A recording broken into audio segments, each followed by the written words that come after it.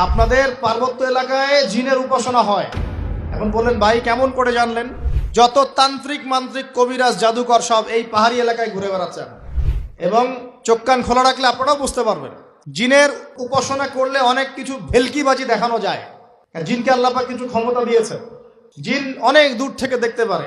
মনে করেন কেউ একজন এখানে বসে আছে, সে দাবি করছে যে সে অলৌকিক ক্ষমতার অধিকারী, অথচ ওর কাছে জিন আছে। কি আছে?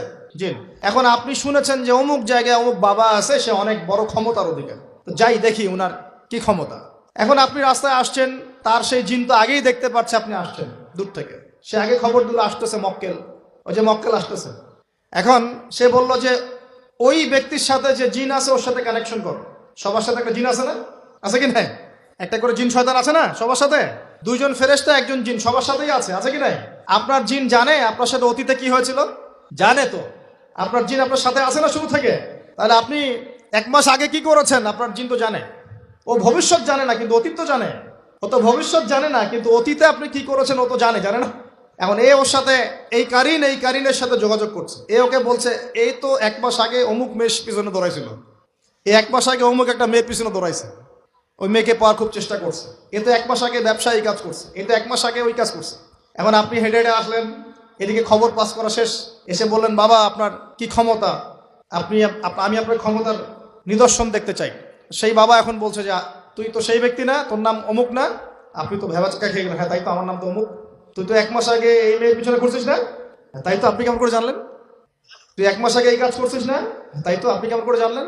আপনার তো চোখ একদম আসমান উঠে গেল, বাপরে বাপ, সে তো আমার অতীতের সব বলে দেয়, সে তো আমার অতীতের সব বলে দেয়। তুই অমুক জায়গায় এটা পাপটা করছিস না? তুই এই জায়গাটা লুকায় রাখছিস না? ব্যাস আপনার মাথা খারাপ। জিনের উপাসনা করে মানুষ অনেকেই। আর জিনরা কি করে, অনেক সময় আসমানের কাছে যায় সংবাদ নেয়ার জন্য। সূরা মুলক পড়েন, সূরা মুলকের প্রথম পৃষ্ঠা পড়েন। আল্লাহ পাক ওদেরকে তাড়ানোর জন্য আসমানের মধ্যে এই উল্কাপিণ্ড নক্ষত্র নিক্ষেপ করেন। রুজুম আল্লিশ শায়াতিন, আল্লাহ বলেছেন এই নক্ষত্রগুলা আমি রুজুম আল্লিশ শায়াতিন, শয়তানদেরকে তাড়ানোর জন্য রেখেছি। সুবহানাল্লাহ। পৃথিবীতে অনেক কিছুই ঘটে আমরা খালি চোখে বুঝতে পারি না।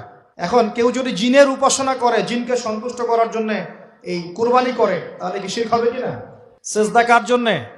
অন্য কারোর জন্য করলে কি হবে? কুরবানি কার জন্যে? অন্য কারোর জন্য করলে কি হবে? কার নামে কসম করতে হয়? যদি অন্য কারো নামে কসম করি, এই যে এখন বাপের নামে কসম, মায়ের নামে কসম করেন কেন? কসম করা যাবে না এভাবে।